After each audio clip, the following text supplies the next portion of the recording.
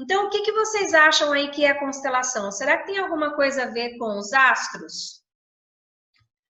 Com signos? Ou talvez com o zodíaco? Talvez com as estrelas? Ou quem sabe com religião? Será que as constelações têm alguma coisa a ver com isso? O que é que vocês acham? Não, constelação não tem nada a ver com isso. A constelação, ela vem de um termo em alemão, Aufstellung, que significa posicionamento, lugar. Então, Cássia, o que é constelação familiar? Ela é uma ferramenta terapêutica, chamada de ferramenta terapêutica breve, porque dentro de horas, dentro de minutos, nós conseguimos olhar para questões muito intensas e poderosas na nossa vida, que trazem um processo de mudança, né? Nós falamos que é não empirista ou subjetiva, por quê? Porque ela nasceu de um processo de observação e ela é fenomenológica, porque ela lida com os fenômenos. E a gente vai falar um pouquinho mais sobre isso. E dentro dessa fenomenologia, Bert Hellinger instituiu isso como um movimento do espírito, que ela começou inicialmente como um movimento da estrutura. Nós vamos fazer um exercício daqui a pouquinho para a gente entender como é isso. E até que chegou a esse movimento do espírito. E o que ele tem como bases, né? Ela é fundamentada, não é algo que surgiu do nada, nem do além, mas ela tem como base a psicanálise, as diversas formas da psicoterapia familiar, e baseados e voltados em estudos, e estudam realmente de maneira muito profunda os padrões de comportamentos que se repetem nas famílias e nos grupos. E qual é o fundamento, então, da onde que surgiu, aonde que Bert Hellinger foi buscar todos esses conceitos? Foi nos estudos da Virginia Satir, por meio das esculturas familiares, Levi Moreno, psicodrama, Rupert Sheldrake, baseado nos campos morfogenéticos, nos conceitos da física quântica, Eric Berne, que é a teoria dos sistemas, que nós vamos falar um pouquinho mais sobre isso, né? E baseado aí nos estudos das histórias, padrões de comportamentos que se repetem, destinos de famílias que estavam ligados a membros anteriores aí do seu lugar, e vocês percebem que no genograma lá que a gente liberou, vocês observaram que além da gente começar a colocar os homem, a mulher, a simbologia se é casado, também tem um campo de observação onde nós vamos colocar doenças, tragédias, vícios, todo o histórico que aconteceu na nossa família, que nós vamos começar também a lançar dentro daquele genograma para que a gente possa entender e conhecer a nossa história. E aí, quando a gente fala, né, desse avanço da escultura familiar para esse movimento do espírito, qual é a diferença, então? Então, inicialmente, Bert Hellinger percebeu, por meio das esculturas familiares, que nós tínhamos algum problema, algum conflito, e isso estava no nosso campo mental. Isso não vinha para o nosso campo físico, isso estava somente num campo mental, espacial. Dentro das estruturas, aquilo que estava no espaço, que estava na mente, foi possível, então, trazer para um campo visual. Qual foi a grande descoberta de Bert Hellinger? Ele descobriu que existem leis invisíveis que regem as relações por meio dos vínculos que buscam o quê? O equilíbrio do todo. O que significa dizer isso? Então, vamos lá. O equilíbrio do todo está em primeiro lugar. Quando nós temos conflito, quando nós temos doenças, quando nós temos dores, quando nós temos algum tipo de sintoma, o que acontece é um sinal de que algo em mim não está em equilíbrio. E esse pode ser em mim ou por meio do meu sistema. Nós somos um sistema que fazemos parte de diversos subsistemas. Vamos falar, por exemplo, eu, Cássia, meu corpo físico. O meu corpo físico, eu tenho meu sistema neuronal, cerebral, sistema respiratório, sistema urinário. Quando eu estou aqui com vocês, eu estou no meu sistema de trabalho, fazendo parte do sistema de cada uma de vocês. Então, nós partilhamos de diversos sistemas e subsistemas. E tudo o que acontece dentro desse sistema e desse subsistema está a serviço do equilíbrio do todo. Uma planta, se bota muita água, o que acontece com ela? Morre afogada. Se bota pouca água, morre de sede.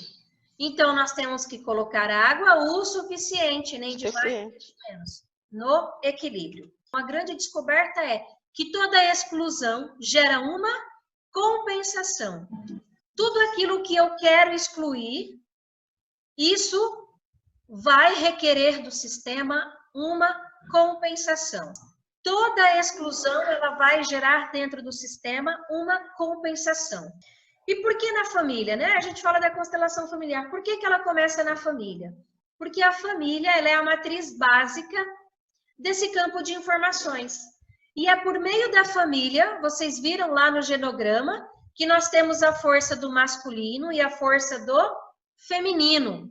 Nós precisamos caminhar na vida por meio dessa força do masculino e do feminino, que para nós vem por meio de pai e mãe, de todo o nosso sistema familiar. E nesse sistema ele nos fornece possibilidades, mas também nos fornece limitações. E aí, quando a gente fala que campo de informação é esse? Esse campo é aquele que nós falamos de campo morfogenético, que é onde estão armazenadas todas as histórias do nosso sistema. Então, imaginem que hoje, cada um de nós aqui, nós herdamos características genéticas de nosso pai, da nossa mãe, do nosso avô, da nossa avó. A minha filha tem olho verde.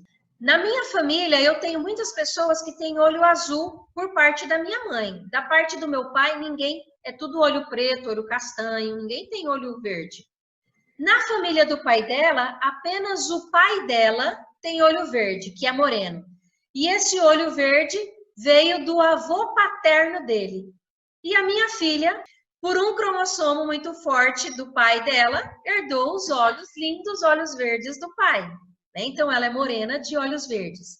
Então, perceba, tudo isso a biologia nos ensina, né? Cromossomo X, Y, características genéticas que herda de pai e mãe. No entanto, há algumas informações que não é trazida no nosso DNA, que não está registrado na nossa morfologia, no nosso gene, nos nossos DNA, nos nossos cromossomos. E aonde que está, então, armazenadas essas informações?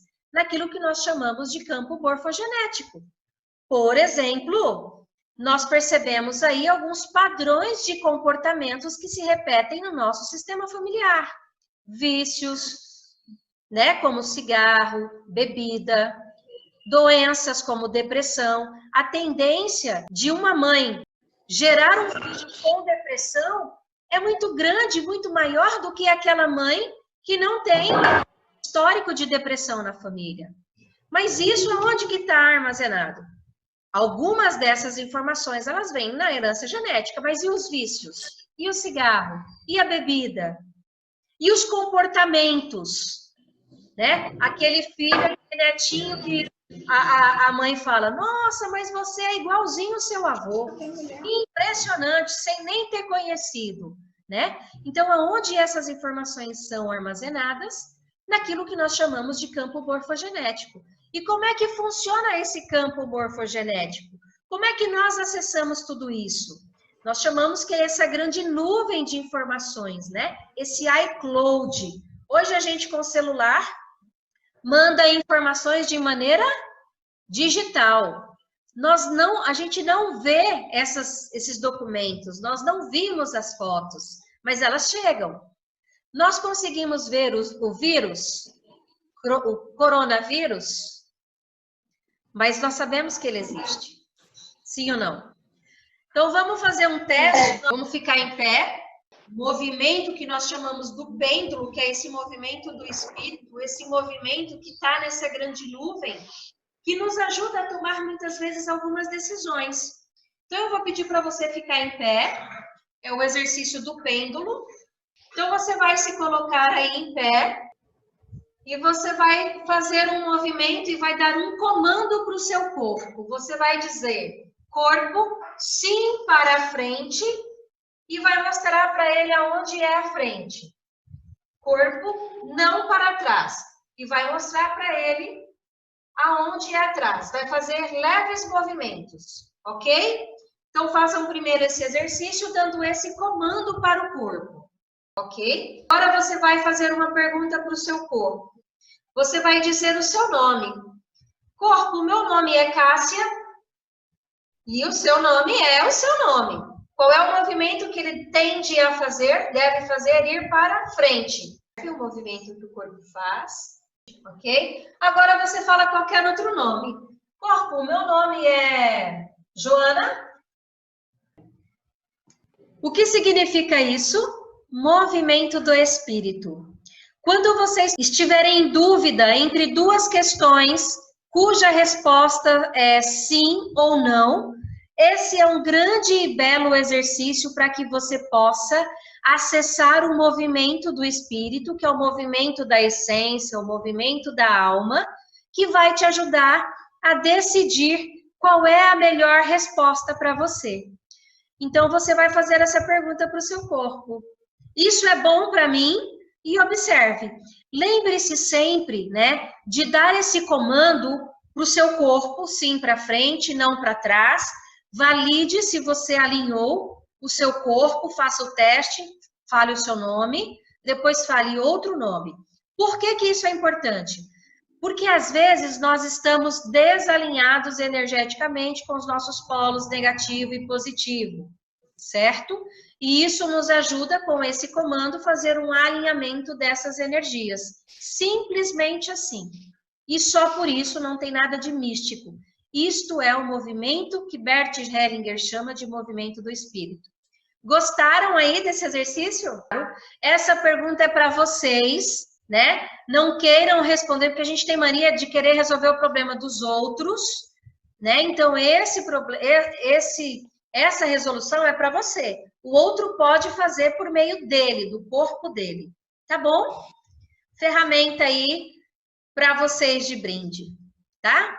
Então, o campo mórfico é esse campo de informações. E aí, como nós falamos, quantos comportamentos, quantas informações repetidas por hábito, por meio do nosso inconsciente familiar. Vale reforçar mais uma vez que esse campo não é determinante, mas ele se abre ao campo de possibilidades. A gente fala, né, por exemplo, a questão do vício. O vício, ele está intimamente ligado com uma ausência do pai dentro do sistema familiar.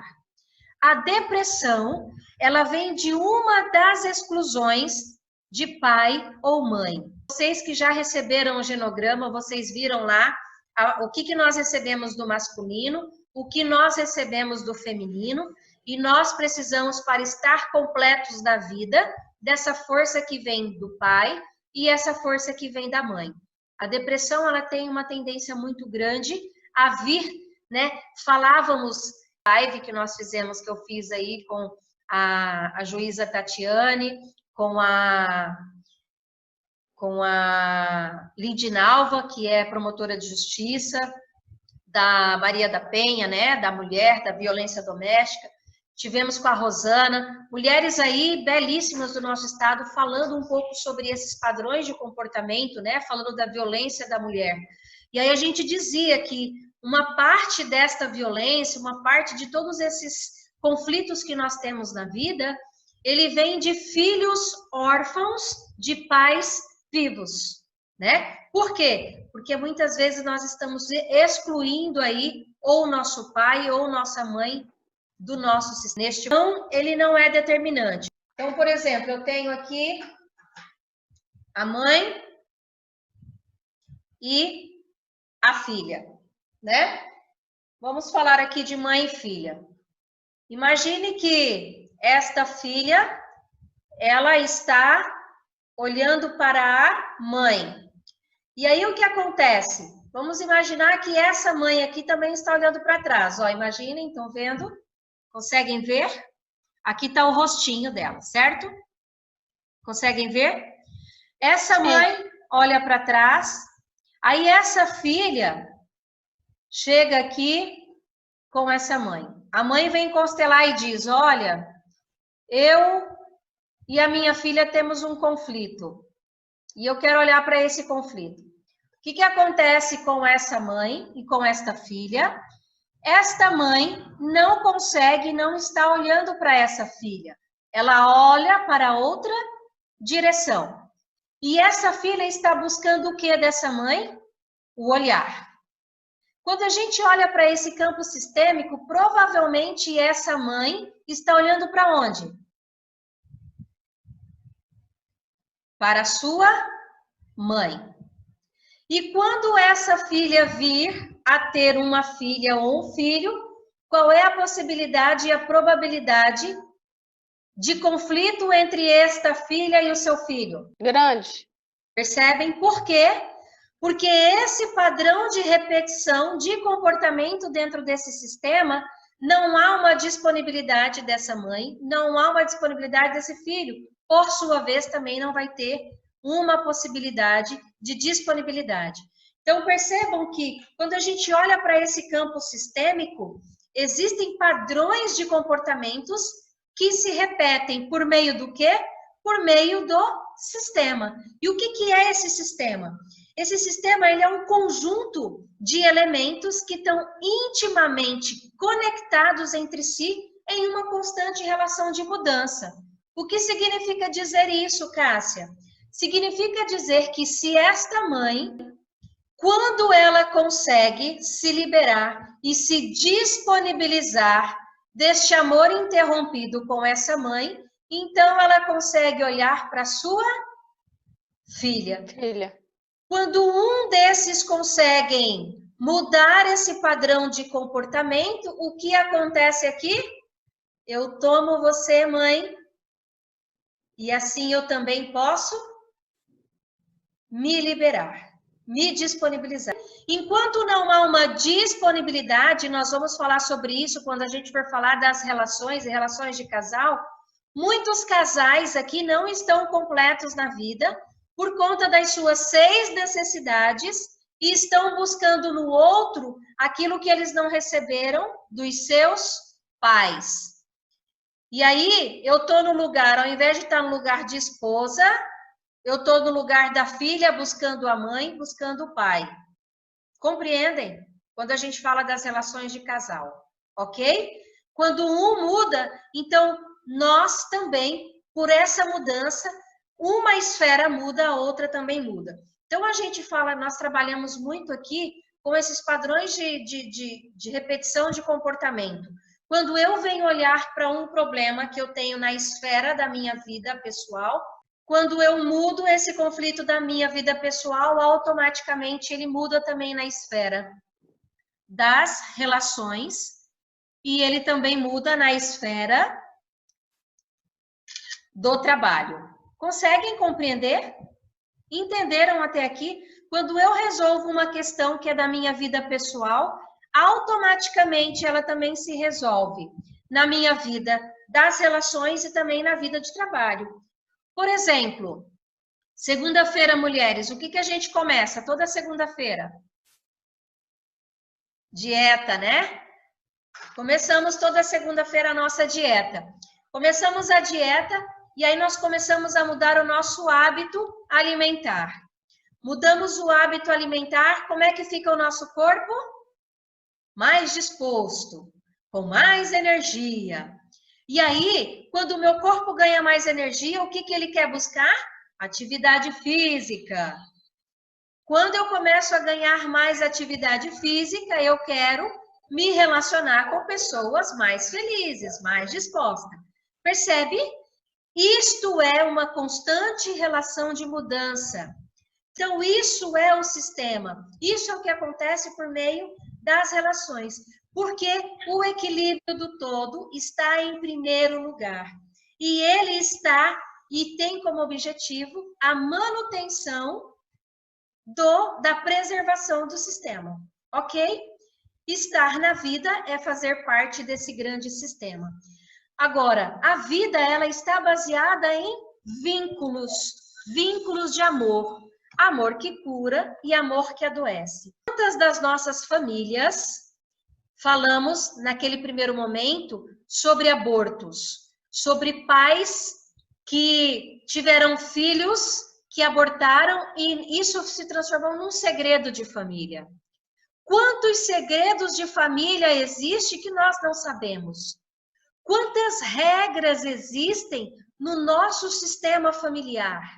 Quantos ritos, quantos mitos, quantas crenças, algumas injustiças que aconteceram no nosso sistema familiar. Então vejam que muitas vezes nós não sabemos disso, mas essas informações estão gravadas nesse iCloud, nessa grande nuvem de informação, que nós chamamos de campo morfogenético. E todo descendente que chega, que nasce, que entra para a família por meio do casamento, do nascimento de um filho, por meio de uma separação, ele tem acesso a esse arquivo de memória que por ele influencia e é influenciado. No primeiro momento, na nossa primeira aula, nós falamos sobre o genograma, sobre nos colocarmos no nosso lugar, porque todos que vieram antes de nós, de alguma maneira, fizeram e fazem parte do nosso sistema. Agora, olhem para essa imagem. Por meio dessa ancestralidade, o que é essa ancestralidade? É você que está aqui. Atrás de você está o seu pai, a sua mãe. Atrás da sua mãe está a mãe da mãe, o pai da mãe, seus avós. E atrás dos seus pais, os seus avós paternos. E mais atrás deles, toda essa ancestralidade. Então imaginem e pensem de olhos fechados, se você conseguir, com essa imagem aí. Quantas lutas, quantas guerras, quantas dificuldades, quantas mortes trágicas, doenças, crianças abortadas, natimortas, fome, tristeza, coisas difíceis, todos esses nossos antepassados viveram. E por outro lado, quanta força, quanto amor, quantas alegrias, estímulos, quanto instinto de sobrevivência cada um deles tiveram que ter dentro de si para que hoje você estivesse aqui. Você só existe graças a tudo o que cada um deles viveram na sua individualidade. Cada um passou. E só por isso e por meio deles, a vida chegou até você, por meio dos seus pais. Inspire profundamente, acolhendo toda essa sua ancestralidade, seu pai, seus avós paternos, e diga obrigada a tudo o que foi, assim como foi. O que permanece no passado individual dos pais, não resolvidos ou incompleto, frequentemente se transforma em uma parte de seu jeito irracional de lidar com seus filhos. O que isso significa dizer? Vou ler mais uma vez. O que permanece no passado individual dos seus pais, não resolvido ou incompleto, frequentemente se transforma em uma parte de seu jeito irracional de lidar com seus filhos. Aonde é exercido o amor é exercido nas relações, é por meio das relações que nós vivenciamos e experienciamos o amor, Dentro dessas ordens do amor, nós temos o amor que nos leva para a vida, para a prosperidade, para o sucesso, para as realizações. Nós temos o amor que nos leva para a doença, para o sofrimento, para o padecimento. O que faz com que esse amor me leve para a vida é a ordem. O amor que cura é o mesmo amor que adoece. O mais importante nessa relação de amor é descobrir a sua ordem. E aqui nós vamos começar a entrar nas ordens do amor. Eu vou citá-las aqui rapidamente, que é a ordem do pertencimento, da hierarquia e da ordem. E do equilíbrio de troca. Então, são 3 ordens. Pertencimento, que fala de vínculos, a hierarquia, que trata da ordem, e o equilíbrio, que fala da troca. Então, nós começamos falando que nós temos uma lei que está a serviço do equilíbrio do todo e que toda exclusão gera uma compensação. Então, essa lei primária que está a serviço do todo, do equilíbrio do todo, é a lei que rege as relações. Mas para que essa lei se sustente, nós temos essas outras 3 leis que dão sustentação à lei do equilíbrio, para que a nossa vida flua por meio do pertencimento, que é o vínculo, por meio da hierarquia, que é a ordem, por meio do equilíbrio, que é a troca.